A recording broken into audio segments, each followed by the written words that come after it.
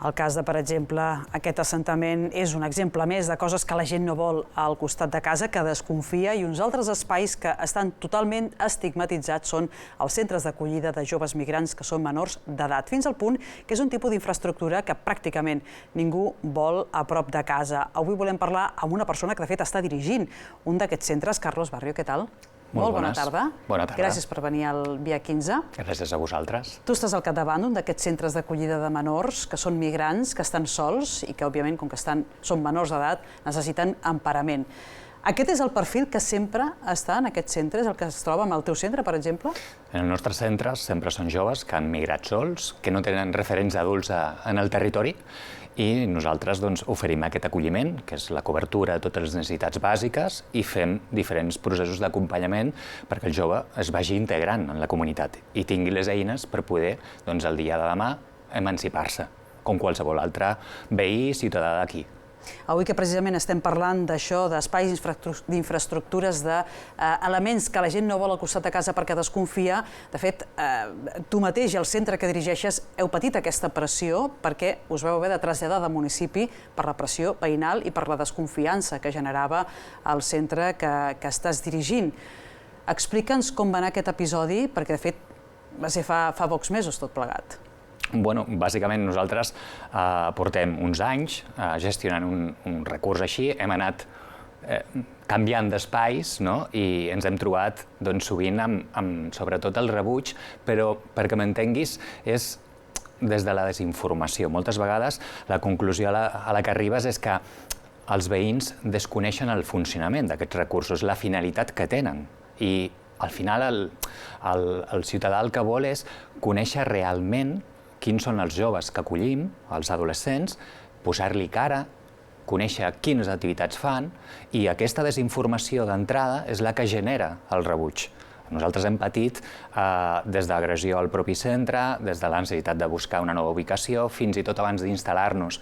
També tot el rebuig inicial del desconeixement, perquè precisament hi ha una sobreexposició de notícies negatives. L'acrònim de MEN anteriorment, això té una connotació molt negativa, que ràpidament l'associes a delinqüència, inseguretat. Nosaltres sempre hem intentat d'alguna manera fer aquests ponts amb la comunitat a partir d'eixos d'intervenció que van des de l'esport, des del voluntariat, des de trobades amb els veïns, perquè es puguin fer activitats de forma conjunta, perquè hi hagi com una bidireccionalitat. De fet, on sou ara també vau tenir aquesta resistència dels veïns per la desconfiança o pel que ara deies, pel no saber, pel no conèixer, per atribuir les coses a allò que ens sona que poden portar al fet d'un centre, en aquest cas, de menors. Com ha evolucionat la situació? Perquè em consta que ara esteu a l'altra banda. El poble accepta perfectament que hi hagi un centre de menors i, de fet, hi ha com una mena de simbiosi, no? Sí, de fet fa potser un any i mig, més o menys, que vam tenir aquest rebuig inicial, recollida de signatures, es va tenir que fer una feina molt de trobades amb els veïns, explicar el projecte, i ara, un any i mig després, podem dir que ja hi ha els primers veïns que donen un pas endavant per acollir, per donar un acolliment temporal a aquells joves que arriben a la majoria, que encara els hi queda un procés per regularitzar la seva situació documental i que és una manera d'un vot de confiança, de fer aquest pas perquè la persona acabi de fer el seu procés d'emancipació. És a dir, imagina't, en un any i mig, tota la feina del dia a dia, de posar cara als joves, de participar en el club de futbol del poble. Al final no són joves, no són menes, al final és Ibrahima, Mohamed, Yassin, i és com conèixer-los, d'alguna manera, en el seu dia a dia, perquè al final són com joves, com qualsevol altre joves, amb inquietuds, amb interessos. És cert que porten una motxilla amb tot un trajecte migratori que sovint és difícil, ple de traumes, però són joves. I aquests joves el que volen, d'alguna manera, és tenir una oportunitat, que per això han vingut aquí, a quedar-se al final, no? Clar, ells com viuen tota aquesta estigmatització? Perquè vosaltres us aneu movent, però ells us han de seguir, evidentment. Com ho viuen tot plegat? Perquè, com deia, són joves, a fi de comptes. Doncs amb estranyesa, a vegades, per no entendre que realment ells l'únic que volen és això, han marxat, i també la gent ha d'entendre que sovint els que venen són els més preparats, els que la família allà en origen ha dit tu faràs el trajecte migratori i podràs sortir-te i podràs ajudar-nos, no?, des de la distància, o portar després a la família per poder quedar-te, no?, al territori d'acollida. Són joves que es queden doncs a vegades que no entenen, no?, aquest rebuig inicial quan ells estan fent doncs, bueno, els passos per conèixer l'idioma, alfabetitzar-se, en el cas que no hagin estat escolaritzats en el seu país d'origen, i sovint són els primers que donen passos, no?, per conèixer la cultura d'aquí. O Castellets, els Diables, el que deia abans, no?, del club de futbol, és a dir, ells són els primers que volen conèixer la cultura. I sovint nosaltres hem de també aprendre molts valors que ells venen, la cultura de l'esforç, la perseverància, la manera de respectar el medi ambient, perquè ells venen d'entorns sovint rurals, que entenen tot el que és el respecte del medi ambient. Hi ha molts valors que podem aprendre entre tots. Llavors, aquests ponts de trobada creiem que és el punt més important també, no? Com us arriben aquests joves al vostre centre? Com us troben? Hi ha moltes situacions diferents, però perquè un jove ens arribi al nostre centre ha d'entrar al sistema de protecció. Llavors hi ha com diferents fases, hi ha diferents, diguem, van passant d'un recurs més temporal fins que ens arriba a nosaltres, que som un primera acollida, que allà iniciem diferents processos amb ells. La regularització documental, l'aprenentatge dels idiomes de la comunitat d'acollida, tot el tema sanitari, cobrir totes les necessitats que puguin tenir a nivell formatiu, iniciar un itinerari perquè ells puguin formar-se a nivell professional i puguin donar els passos per emancipar-se quan arribi el moment, aprendre a ser autònoms, aprendre a conviure, aprendre a relacionar-se amb la cultura nova que els està acollint, perquè, clar, hi ha símbols que són diferents, no?, de la nostra cultura i ells també els hi sobtava a vegades, no?, aquestes coses, de reaccions i tot.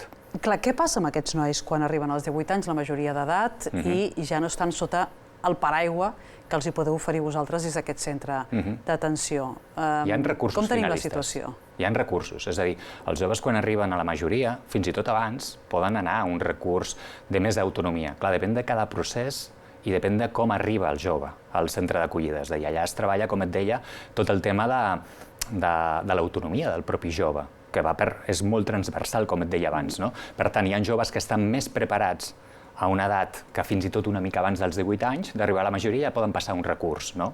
Un recurs que són pisos, amb més o menys presència d'educadors, però molts d'ells no es queden en una situació d'abandonar el sistema de protecció, continuen en altres recursos que estan integrats en la comunitat també, que són pisos, amb acompanyament d'educadors o pisos fins als 21 anys, als 23, depèn de cada itinerari.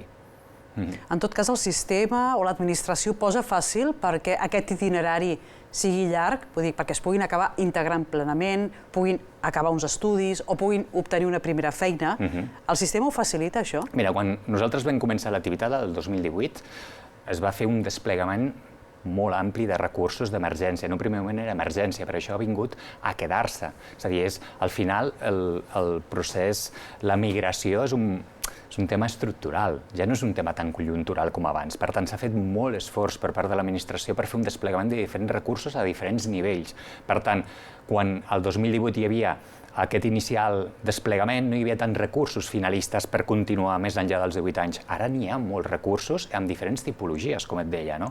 Amb més o menys presència d'educadors, amb més o menys presència d'acompanyament de professionals. Sí, hi ha la possibilitat, si hi ha un itinerari que el jove vol continuar estudiant, hi ha la possibilitat de tenir recursos més enllà dels 18 anys. Carlos, jo t'he presentat com a director d'aquest centre d'atenció a menors, però ets treballador social. No sé si també la vostra feina acaba estant estigmatitzada com el mateix col·lectiu al qual ateneu, precisament per això que feu, per estendre la mà a aquests joves perquè puguin tenir un futur millor, que per això venen a un país com el nostre. A veure, el treball social el que intenta d'alguna manera és tenir aquesta visió macro, de crear com xarxes, i al final és la clau. És a dir, tu si vas creant aliances, vas fent treball del dia a dia, això et permet que puguis teixir d'alguna manera aquest recolzament que necessiten aquests joves per donar els primers passos quan arriben a la majoria. Per tant, el treball social ajuda i molt. Hi ha molts treballadors que estan implicats en donar sortida, en fer que els joves es puguin integrar, no? De la manera més natural, també. Una feina bastant invisible i que avui nosaltres hem volgut visibilitzar avui aquí al Via 15 parlant d'aquests espais que ningú vol però que són necessaris i que veiem que els estigmes es vencen amb informació i sabent coses i mirant exemples com el centre que dirigeixes. Carlos, moltíssimes gràcies per haver vingut al Via 15. A vosaltres per oferir aquest espai. Que vagi molt bé.